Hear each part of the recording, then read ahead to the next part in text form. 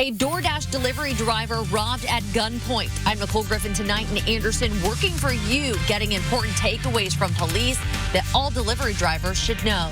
We'll tell you why one local school district is turning to voters to attract and retain teachers. And shut down with no warning, a nationwide portrait studio with a business in central Indiana. Parents wanting their pictures. What can they do? This is RTV6 News at 5, working for you. We begin now at 5 with a dreary and damp day that could lead to some snow in the next 24 hours. Storm Team 6 Chief Meteorologist Kevin Gregory is tracking what's ahead as you begin your weekend. Kevin. And it's been a day with fog and in some cases dense fog. Right now, northern half of the state with fog, but as you can see, most visibility is pretty good. We'll take a closer look.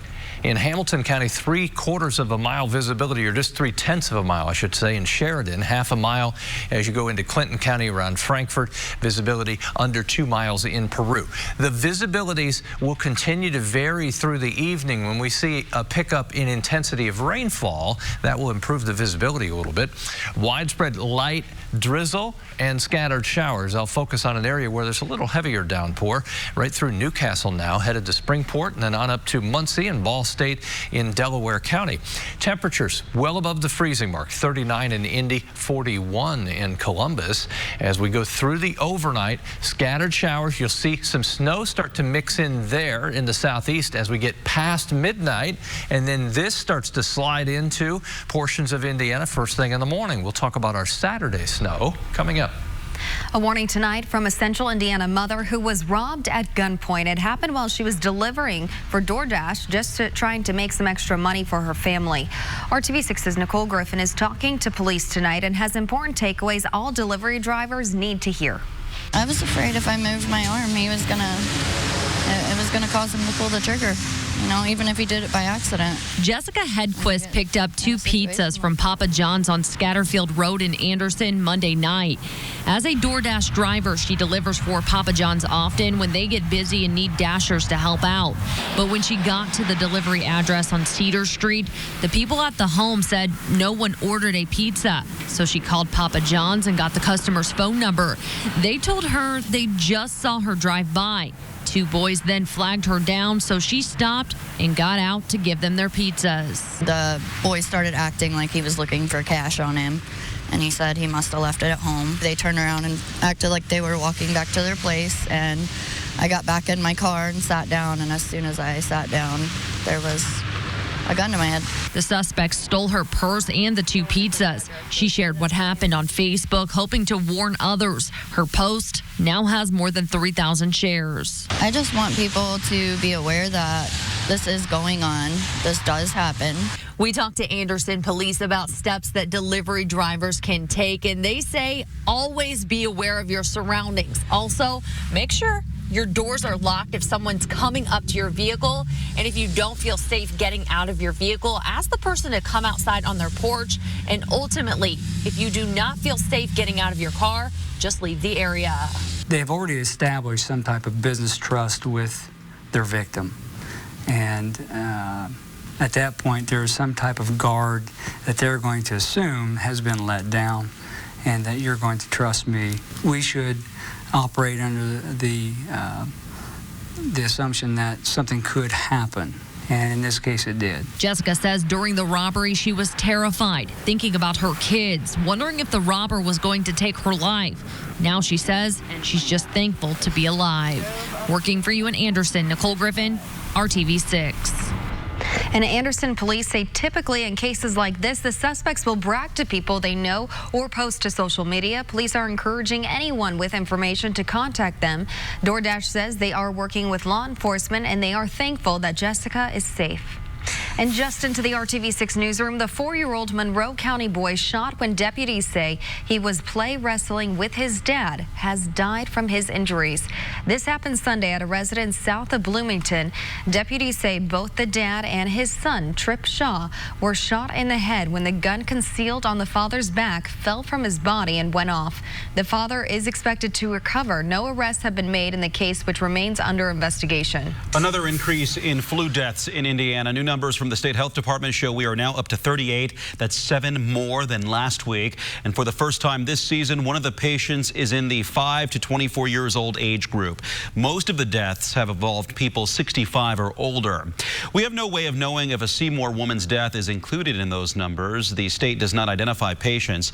36-year-old Allison Williams died Monday, just days after being diagnosed with the flu.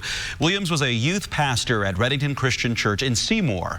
Colleagues said that Williams had already gotten the flu shot. Her church congregation had checked on her throughout the week, and she was getting better. Then on Monday, things got worse before her pastor rushed her to the emergency room. We weren't there less than 5 minutes, and she went into cardiac arrest and passed away. The staff at the hospital thinks sepsis contributed to Allison's death. Now to another health concern spreading around the world. A Chicago woman is now the second U.S. patient diagnosed with the dangerous new virus from China, the coronavirus. The woman in her 60s returned from China on January 13th without showing signs of illness, but 3 or 4 days later she reported feeling sick. Officials say she is doing well and remains hospitalized primarily for infection control. Earlier this week, a man in Washington state became the first U.S. patient. He is in satisfactory condition. He had also visited China. The virus has spread to at least 10 countries and territories and has claimed the lives of at least 26 people. And today we are learning new information about the newborn surrendered in a safe haven baby box in Seymour. The baby surrendered yesterday by her mother is a healthy girl and was only a few hours old at the time. The Seymour fire chief said the firehouse where the box is located had staff there around 1:30 a.m. when the baby was left. They actually heard what was going on and came within 30 seconds. The box allows a parent to safely surrender a child without fear of getting in trouble with the law. It's very easy to operate. The mother's anonymous. It's just a fantastic resource, and I'm just tickled to death we had it. I've been on cloud 9 ever since it happened, knowing that we were able to help this baby and the mother. Somebody, did exactly what they needed to do and didn't leave their baby in a worse situation. It's a lifetime of difference in my mind. The box was just installed in June, and this is the first time it was used. This is one of 21 active baby boxes in the state of Indiana, with more on the way in the coming weeks. Now, this is the 5th baby surrendered in a baby box in the past 2 years in Indiana. Leaders in a Marion County school district say it's losing teachers at what they call an alarming rate. The Beech Grove superintendent says he thinks it's because they're not able to offer the same salary and benefits as other nearby communities. RTV6's Megan Sanctorum is working for you to find out what is being done to address the issue and how the district hopes voters can help. Beech Grove voters will have a decision to make in May as the district plans to put 2 referenda items on the ballot. One of them addresses teacher pay. The superintendent says the district used to be one of the highest paid districts in the state, but over the past 15 years or so, that's changed, and it's causing teachers to leave the district. He says they lose about 20 teachers each year. The state continues to underfund schools at 2% compared to the old days of 4 or 5%. And also for our case, it's a circuit breaker laws. Those circuit breaker laws are caps on property taxes. And he says in Beech Grove, it's costing them more than $3 million per year. The operating referendum would provide a $2,000 raise to teachers, a $1,000 raise to staff members, and allow them to hire additional counselors and school resource officers. Teachers in the district tell us they've seen their colleagues leave for higher paying jobs, and they think the salary bump would do a lot to keep them in Beech Grove. Incrementally, it's a really big deal for us. $2,000 goes a long way, not just for 1 year, but when you add it up over a teacher's career, it really is an incentive. If that operating and an additional construction referendum is passed by voters, the average taxpayer in Beech Grove would pay about $11 per month after 3 years. Working for you, Megan Sanctorum, RTV6. And coming up tonight at 6, we will tell you how teachers say the ongoing turnover is impacting students. Indiana's unemployment rate remains unchanged for the 4th straight month. The numbers for December are out today, and it shows the jobs rate stands at 3.2%. That's the same every month since September. Our number is below the national rate of 3.5% and the lowest among our neighboring states of Illinois, Kentucky, Michigan, and Ohio.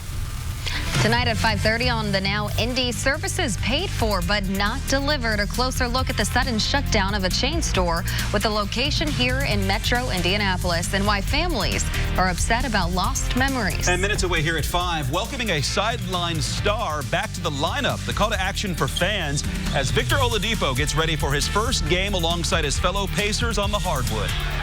Rain showers changing to snow will spin through the state tonight and tomorrow. This is the big picture. We'll get into the finer details impacting your Saturday coming up. Silverado 1500 pickups. Now to the impeachment trial of President Trump. It's the final day of opening statements for House Democratic managers making their case. This comes amid a new exclusive from ABC News, a recording that appears to capture President Trump at a private dinner in 2018, saying he wants the Ukrainian ambassador fired. ABC's Serena Marshall is on Capitol Hill now with the latest. As the impeachment trial of President Trump continued for a fourth day, a new recording reportedly made in April 2018 and reviewed by ABC News appears to capture President Donald Trump telling associates he wanted the then U.S. ambassador to Ukraine, Marie Yovanovitch, fired. Speaking to Lev Parnas, the now indicted associate of the president's personal attorney, Rudy Giuliani, he has pleaded not guilty. Get rid of her is what the voice that appears to be President Trump is heard saying.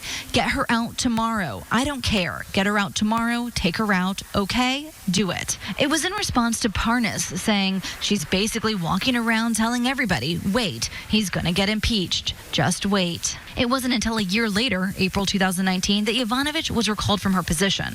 Before heading into the Senate chamber, the lead House manager reacted. If the president, at the urging of Giuliani or Parnas or Fruman, if this is additional evidence of his involvement in that effort to smear her, it would certainly corroborate much of what we've heard. The president and his team arguing. I don't think the president has made any secret of the fact that he had concerns about our ambassador to Ukraine and wanted her replaced. Back in the Senate chamber, Democrats continue to make their case that President Trump obstructed Congress. President Trump tried to cheat. He got caught, and then he worked hard to cover it up. It is still unclear, however, how the Democrats' arguments are landing with those more moderate Republicans they're targeting. Many refusing to commit to Democrats' push for allowing new evidence and witnesses until both sides conclude opening statements. I think the question is, do we need more evidence? Do we need to hear witnesses? Do we need more documents? Another moderate Republican, Senator Mitt Romney, saying the same thing. The arguments for the president's defense team, followed by the 16 hours of senators' questioning, isn't expected to wrap until the middle to end of next week. Even as a brand new ABC News Washington Post poll finds 2/3 of Americans believe new witnesses should be part of the Senate impeachment trial. On Capitol Hill, Serena Marshall, ABC News. And just before the impeachment trial resumed today, President Trump headed to the National Mall in Washington, D.C. to do something no other president has ever done, appear in person at the annual March for Life. The march drew tens of thousands of people from across the country, including students and adults from Indiana. Those who attend each year continue to urge the Supreme Court to overturn Roe v. Wade, the 1973 ruling that legalized abortion in the U.S. For the past 3 years, the Trump administration has stood against abortion, and today he did so in a historic way, speaking to the crowd in person and acknowledging all the young people in attendance. Young people are the heart of the March for Life, and it's your generation that is making America the pro-family, pro-life nation. All of us here today understand an eternal truth. Every child is a precious and sacred gift from God.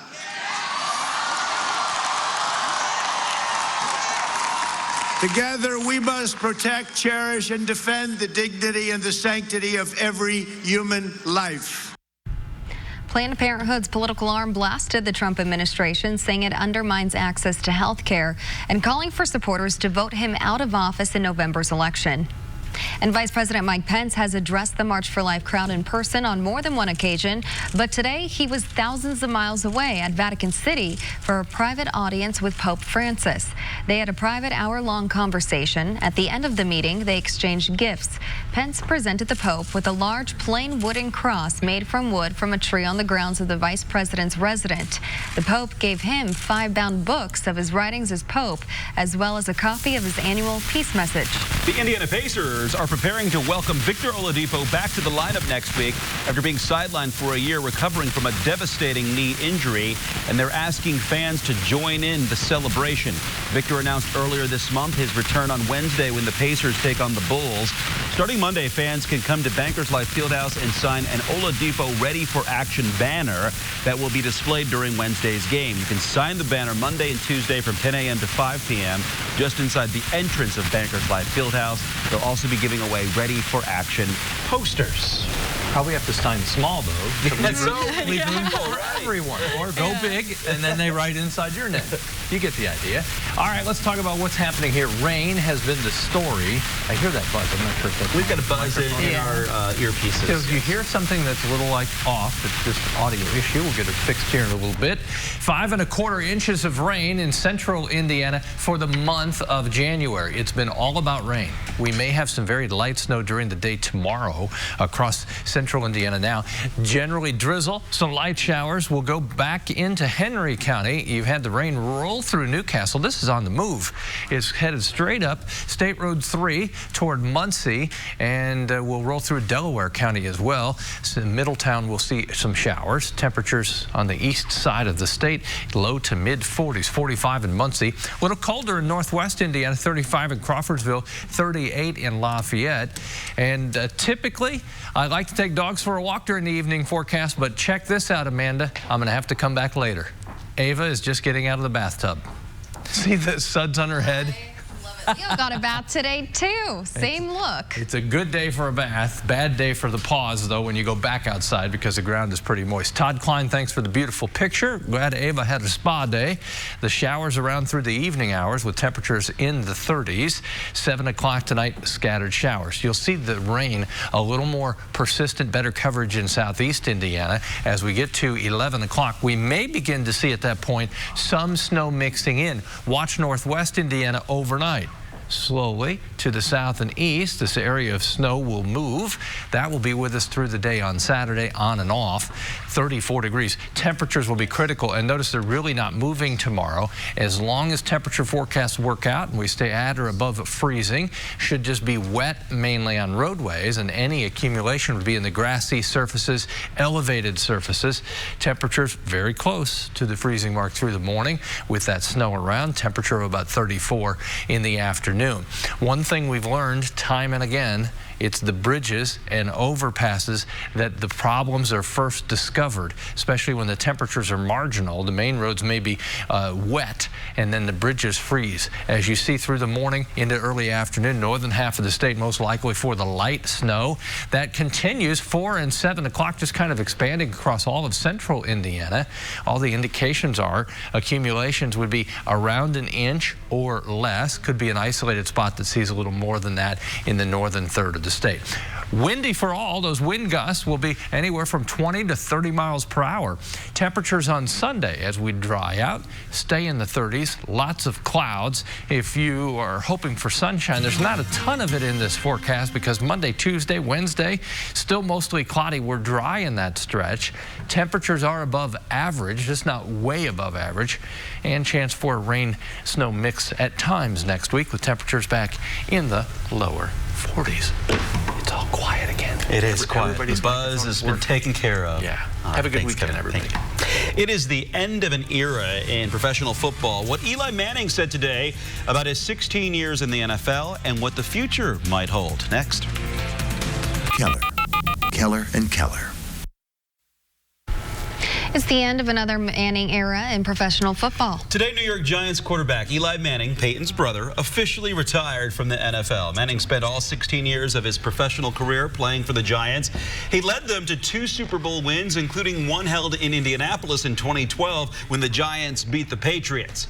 Manning had said that he wanted to think about his future after this past season, and roughly 3 weeks after the regular season ended, he decided his career was over. He held a news conference today to make it official. I choose to leave this game with only positive memories. Why harp on the not-so-proud moments? Where's the value in that? If there are going to be endless echoes, choose the good ones. For now, I'll focus on the touchdowns, the wins, celebrations with teammates, family, and friends, and sharing a cold beer in the back of a bus after a big game. Manning leaves the NFL with as many Super Bowl titles as his brother Peyton. Eli said that he had no immediate plans, but said a job with the Giants is a possibility. For the immediate future, he'll enjoy being an assistant coach on his daughter's third-grade basketball team. Well, coming up, all new at 6 p.m., although fans may be left to wonder which team they can expect to play. They got the good one last night and tied in IU's big win from Dave First ahead. But first on the Now, Indy, chronic overcrowding is a problem at Indianapolis Animal Care Services. Details on plans on the works to build a new shelter. You're watching RTV6.